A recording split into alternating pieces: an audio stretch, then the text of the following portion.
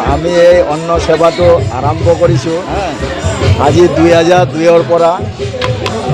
তেতিয়া আমি সৰুকৈ ষ্টাৰ্ট কৰিছিলোঁ, এদিন কৰিছিলোঁ, তো লাহে লাহে লাহে বাঢ়ি আজি আমি 4 দিন কৰোঁ। তো ইমান আজি আমাৰ গুৱাহাটীৰ বৃহত্তৰ গুৱাহাটীত 1000ৰ ওপৰত আমাৰ মেম্বাৰেই আছে। জো ৰোডৰ পৰা আছে, শিলপুখুৰী আছে, ফেঞ্চি বাজাৰ আছে, পল্টন বাজাৰ, গণেশগুৰি আৰু আমাৰ গুৱাহাটীৰ বাহিৰৰো ইয়াতে বহুত মেম্বাৰ আছে। আৰু মেম্বাৰত বিজনেছমেন আছে, আমাৰ IRS অফিচাৰ আছে, IS অফিচাৰ আছে, চবেই আমাৰ লগত জড়িত আছে।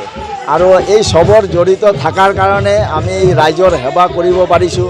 আমাৰ যি ভক্ত আহে ডেইলি আমি নিয়াৰ এবাউট 10,000 মানুহ সেৱা কৰোঁ। ৰাতিপুৱা আমাৰ ব্ৰেকফাষ্টৰ পৰা ষ্টাৰ্ট হয়, ব্ৰেকফাষ্ট, তাৰপাছত লাঞ্চ, তাৰপাছত ডিনাৰ। ভাল লাগিছে ৰাইজৰ যি আশা আশীৰ্বাদ আমাৰ ওপৰত দিছে আৰু ৰাইজে যি সহযোগিতা কৰি আছে আমাৰ, সেইকাৰণে আমি আজি লাহে লাহে লাহে লাহে সংগঠনটো ডাঙৰ কৰিব বিচাৰিছোঁ। আৰু এতিয়া আমাৰ সংগঠনটো জয় মা কামাখ্যা অন্ন সেৱা সমিতি আমি ৰেজিষ্ট্ৰেশ্যনো কৰিছোঁ। আগত আৰু আমাৰ বছৰৰ 4-5টা ছ'চিয়েল এক্টিভিটিছ কৰাৰ কাৰণে আমি ৰেডি হৈছোঁ। সম্বৰ্ধনা জনাইছোঁ। আমাৰতো ফাৰ্ষ্ট আমি শ্ৰদ্ধাঞ্জলি জনাইছোঁ যি 4জন আমাৰ প্ৰতিষ্ঠিত সদস্য আছিলে, আজি আমাৰ মাজত নাই। সিহঁতক শ্ৰদ্ধাঞ্জলি দি আজি আমাৰ এই ভাণ্ডাৰাটো আজি আমি শুভাৰম্ভ কৰিলোঁ। আৰু কালিৰ পৰা এইটো ৰাতিপুৱাৰ পৰা কণ্টিনিউ চলি থাকিব। আৰম্ভণিৰ পৰা সম্পাদক হৈ আহিছে আমাৰ এই অনুষ্ঠানৰ প্ৰতিষ্ঠাপক সভাপতি শ্ৰী ৰঞ্জিত দে ডাঙৰীয়াৰ তত্বাৱধানত আমাৰ এই সুচাৰুৰূপে আমাৰ এই অনুষ্ঠান চলি আছে। আজি মাংগলিক অনুষ্ঠান হিচাপে আমাৰ গৃহ প্ৰৱেশ হ'ল। আজি 6টা বজাত আমি আৰম্ভণি কৰিলোঁ। একচুৱেলি আমাৰ আৰম্ভণি পুৱাহে হ'ব আছিলে, যিহেতু নীট পৰীক্ষা পৰিলে চৰকাৰৰ ফালৰ পৰা আবেদন আছিলে যেন 6টাৰ পিছতে আৰম্ভণি কৰা যায়। এই মুহূৰ্তে আমি এতিয়া আৰম্ভণি কৰিলোঁ। এতিয়া ভক্তপ্ৰাণ ৰাইজ পুৱাৰে পৰা আহি আছিলে, তো আমি আৰম্ভ কৰি পেলাই আমাৰ প্ৰসাদ আৰম্ভ কৰা নাই। এতিয়া যিটো পৰ্ব আমাৰ মা কামাখ্যাৰ আশীৰ্বাদ আমি পাই আছোঁ, 2002ৰ পৰা আমাৰ সৰুকৈ আৰম্ভ কৰা গৈছিলে, এতিয়া আমাৰ এটা বৃহৎ আকাৰ দেখা গ'ল।